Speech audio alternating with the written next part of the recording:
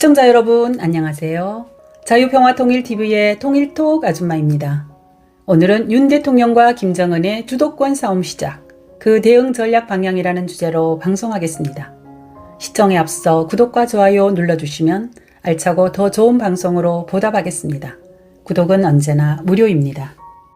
윤석열 대통령이 제20대 대한민국 대통령에 취임했습니다. 윤 대통령은 취임사에서 일시적으로 전쟁을 회피하는 취약한 평화가 아닌 자유와 번영을 꽃피우는 지속가능한 평화를 추구할 것이며, 북한 비핵화는 한반도의 지속가능한 평화를 가져올 뿐 아니라 아시아와 세계 평화와 번영에도 기여할 것이라고 강조했습니다. 이는 문재인 정권이 한반도 비핵화라며 북한 주장에 동조했던 것과 달리 북한 비핵화로 그 대상과 명칭을 명확히 한 것입니다. 이같이 문 정권과 상반된 윤 대통령의 대북 정책 기조는 김정은에게 부담과 고민을 안겨줄 수밖에 없을 것입니다. 김정은은 윤 대통령 취임 전부터 주도권 싸움을 걸어왔습니다. 그 첫 번째가 당시 문 대통령과 주고받은 친서를 공개한 것입니다. 북한 조선중앙통신이 공개한 두 친서의 요지는 지난 5년간 남북 정상의 대화 노력을 높이 평가하며 향후 남북관계 진전 여부는 윤석열 새 정부에 달려있다는 내용입니다. 이는 앞으로 북한의 도발로 인해 악화될 남북관계의 책임을 윤석열 정부에 전가하고, 이를 이용해 여야, 보수, 진보의 충돌을 야기시켜 남남 갈등을 조장하기 위한 것입니다. 따라서 이 같은 난국을 피하기 위해서는 윤석열 정부도 문재인 정부 때처럼 대화에 얽매인 저자세 평화국을 정책을 이어가라는 메시지인 셈이죠. 두 번째는 김정은이 문 대통령과 자신의 정상회담 내용이 담긴 화보집 공개입니다. 이는 첫 번째 친서 공개와 같은 맥락으로 볼 수 있습니다. 5월 4일 북한 대외선전 매체인 우리민족끼리는 화보 내용을 소개하면서 경이적인 화폭들은 장장 70년을 헤아리는 민족 분열의 역사, 불신과 대결의 역사의 종지부를 찍고 평화와 번영, 통일의 새 시대를 안아오려는 원수님의 철의 의지와 탁월한 정치 실력, 애국 애족의 대용단이 안아온 소중한 결실이라고 주장했습니다. 이는 향후 북한 도발의 강경 정책으로 대응할 윤석열 정부에 대해 분열 세력, 반통일 반평화 세력으로 매도하기 위한 명분 쌓기와 함께 한미 공조에 의한 대북 강경 정책 대신 친북 정책을 선택하라는 암묵적 압박인 것입니다.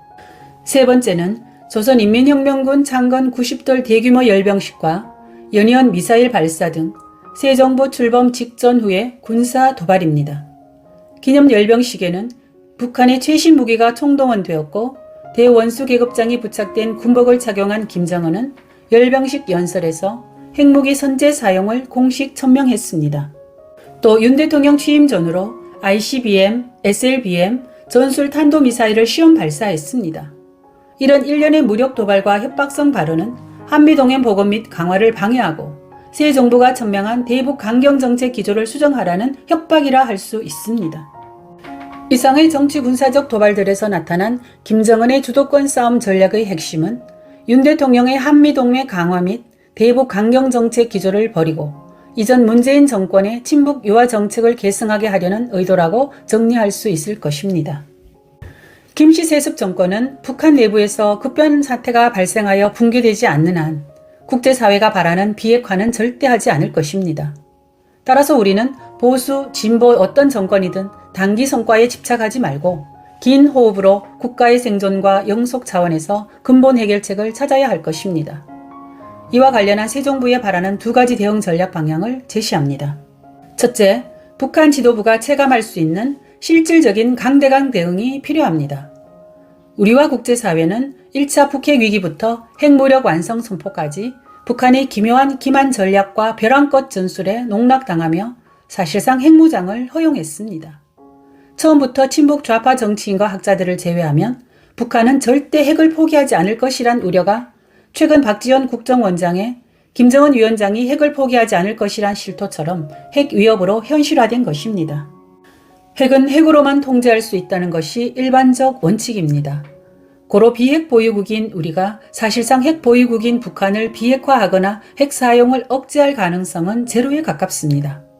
따라서 리스크가 너무 큰 자체 핵무장 옵션을 제외한다면 동맹국 미국의 핵 자산을 보유 수준의 정치 군사적 공유 방법이 가장 확실한 담보가 될 수 있을 것이며 이에 확보가 급선무입니다. 5월 21일 새 정부 첫 한미 정상회담에서 이에 대한 깊은 논의와 결실이 있기를 기대해 봅니다. 이와 함께 북한의 추가 핵실험 및 미사일 도발 시에는 우리의 우세한 경제력과 기술력으로 북한 지도부가 체감하여 그들의 핵 보유 및 핵 사용 의지를 꺾어놓을 수 있는 강력한 대응 의지와 행동이 필요합니다.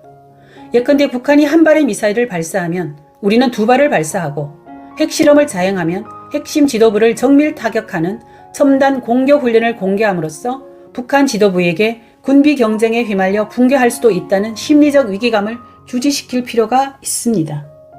둘째, 북한 사회와 주민 의식 계몽에 주안을 둔 정책을 펴 주민과 지도층을 분리해야 합니다.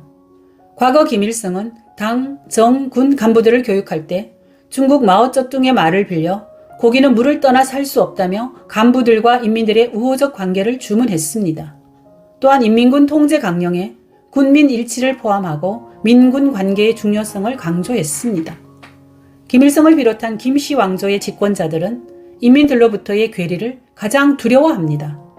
때문에 김씨 왕조의 아킬레스건이라 할 수 있는 독재 정권의 허상과 폐단을 폭로한 대북 전단 살포에 개성 남북 공동연락사무소를 폭파하는 격한 반응을 보였습니다. 또 김정은은 2020년 10월 노동당 창건 75주년 기념 열병식 연설에서 민심 위반을 의식해 인민들에게 울먹이며 고맙다고 읍소쇼를 연출하기도 했습니다. 따라서 유엔 제재 범위 내에서 국제사회와 연대해 북한 주민을 목표로 한 코로나 방역 지원 등 인도주의적 핀셋 지원을 지속해야 할 것입니다.